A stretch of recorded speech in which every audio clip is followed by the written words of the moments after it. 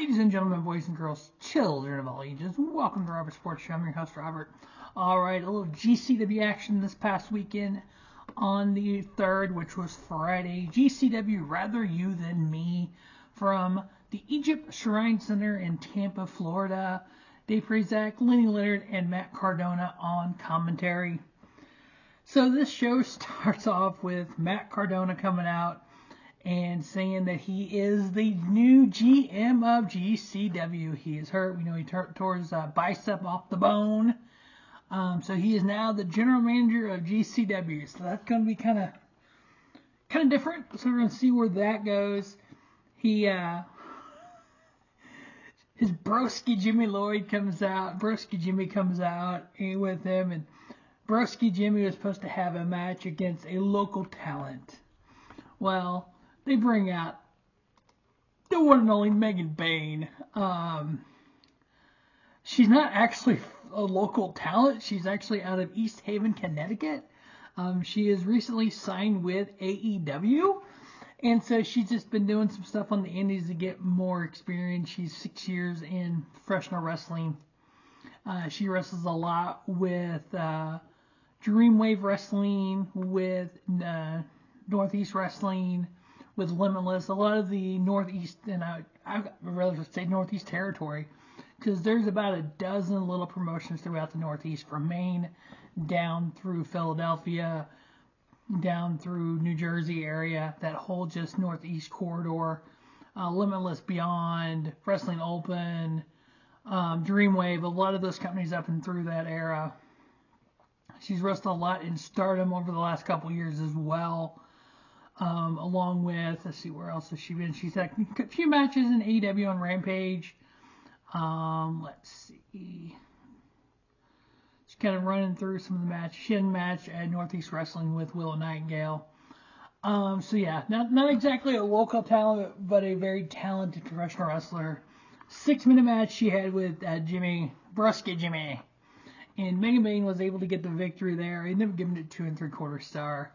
Next up, we had the exciting Mr. Danger taking on Eli Knight. This was a little short match, 8 minutes long, but there was a lot of big spots for Mr. Danger. He loves to jump off things and jump off the top rope.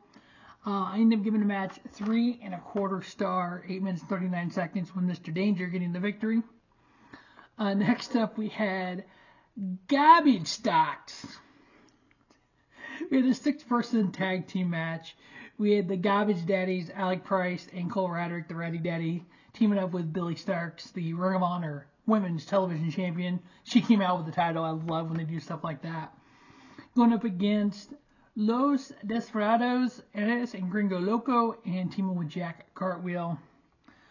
A very Lucha Libre style of match here with these 6 individuals. Gahbage Starkz getting the victory. I ended up giving it 3 1/4. Next up, we had a clash of styles here. Styles make fights. We had the high flying, the Lucha Libre style of Jordan Oliver taking on Timothy Thatcher, a submission-based mat wrestler who's one of the best in pro wrestling in what he does. These two had a hell of a match. 11 and a half minutes with Jordan Oliver, his high-flying style, getting the best of the mat-based style here. In a 3 1/2 star match, Jordan Oliver getting the victory. Next up, we had an intriguing matchup. We had the hardcore legend, the deathmatch king, or one of them, John Wayne Murdoch, taking on Zilla Fatu. The younger Fatu said barely a cup of coffee in professional wrestling. We know ultimately he'll end up in WWE, probably part of the bloodline, but he's been in pro wrestling less than a year. His in-ring debut was July of last year. So very young, very green in the ring. So obviously they're going to want to get some more training for him.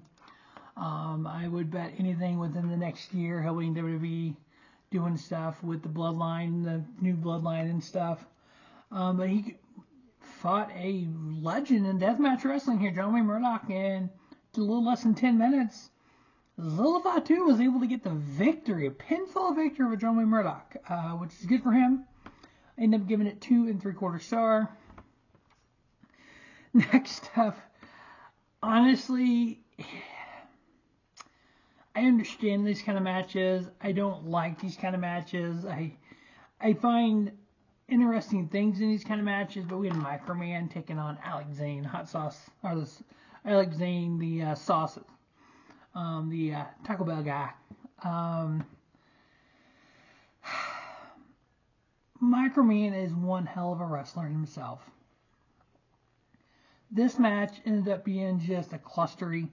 Not only did you have those two out there, but you had Pyro come out. Pyro and Zayne teamed together to attack Microman. Microman had a match with Pyro here a while back. Then you had Nick Gage come out to save on Microman. And at the end of the day, Microman was able to get the victory over Alec Zayne. I ended up giving it 2.5 stars. But there's all that other stuff going on. It's like, ugh. As kind of as I'm watching the match, I'm like, okay, cool, you know. In a real fight, there's no chance of Microman beating Alec Zayne. I understand that. I want to see Microman and Swoggle. That's what I want to see. Let's make that happen, Brett Lauderdale. Microman versus Swoggle, and go. Microman getting the victory here. His buddy Nick Gage come out for the save.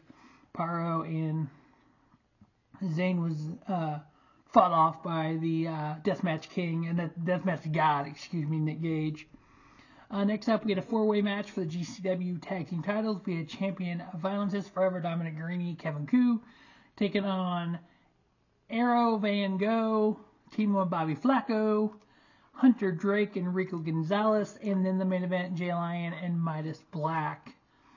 Ariel Van Gogh, he's had a couple other names in wrestling, Shinsei, Shea, Saran. Let's see here. Yeah, he was Shinzai in MLW back a couple of years ago until he changed his name. One of the Lucha Libre style wrestlers. This match was short. It was like 7 minutes 43 seconds. I ended up giving it 3 1/4 with Violence is Forever retaining their titles. Because there was so much going on with this match with the four-way match, it was just got clustery for me. I would really have enjoyed either a triple threat or 1-1 or elimination or even like a ladder match or something with these 4 teams, because there was an awful lot of talent in that ring that you weren't able to kind of see the fulfillment of all that talent. But Violence is Forever retaining their tag titles there. Next up, we had Joey Janela versus the returning Miyu Yamashita, returning to Game Changer Wrestling. This was a hell of a match.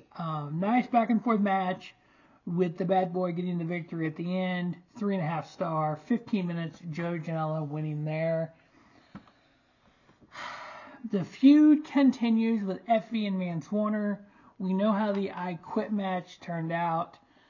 Mance took a drill screwdriver, and tried to screw it into Alec's head. Unless Effy said I quit, he said I quit. He did it anyway. We know this has been a blood feud between these two. This last man standing, Effy got a screwdriver this time and attacked Mance Warner with it. There was chairs, there was tables, there was trash cans, it's a blood feud with these two. And then you had at the end, Mance laying in the ring, Effy goes in the back, gets a gas can, dumps a gas can on him, pulls out one of the quick lighters. Mance was able to get away before Effy lit him on fire.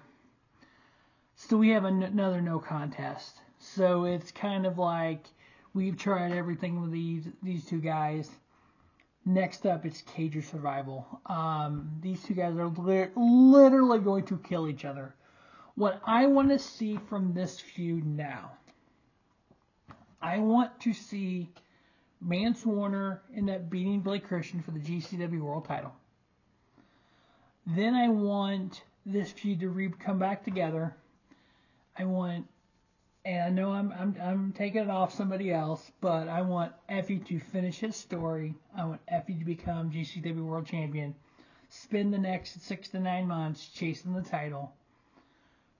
So basically, take this entire blood feud they've had so far, put it on the back burner for a minute, maybe do a couple, run-ins here and there, kind of they affect each other's matches kind of deal, and then put the title on Mance, come back around to this. So now the blood feud part 2 is for the title. So have Mance win at Cage of Survival this year. Have Effy want to get revenge. And have Effy kind of like when Shawn Michaels wanted to wrestle Taker at WrestleMania 26, and Taker kept saying no, no, no, until he pushed Taker so far and Taker said, fuck you, fine. I want that to be this. I want Mance to run with the title, Effy to kind of be that annoying fly, win a title shot. Maybe he wins another one contender match. Maybe it ends in no con. Something to continue the feud and then bring it all the way back around with the blood feud with the title on the line, and then have Effy leave.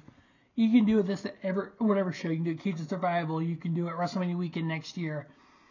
Maybe that's the main event of Clusterfuck and the Joey Janela Clusterfuck, or whatever the last show of the collective will be next year. And that's where Effy gets his roses and wins the GCW title from Mance Warner, and just continue this blood feud another almost year with these two. There's no contest. It's 21 minutes long. I end up giving it 3 3/4. I think they're telling a cool story, how Effy can't beat Mance. Mance's doing all this stuff to get out of getting beat by Effy. Only way that Mance can beat Effy is to basically threaten Alec, which is Effy's best friend. So we'll see what that Cage of Survival brings to us. But that's what I want to see over the next year with this feud. And then our main event was the GCW World Title Line champion Blake Christian versus Danhausen. This match ended in the most bizarre, stupid, trash, whatever way you want to say it. The match itself, from the beginning until chaos started, I ended up giving it about 3 1/4. I ended up giving it 3 1/4. What you had at that point, you had Danhausen get the victory over Blake Christian. Missy Hyatt put in the Gucci bag that has a brick in it, obviously. Danhausen was able to get Blake to hit the Gucci. I think he was laying on the ring when he hit it, and he kind of dropped him and he hit it, knocked him out.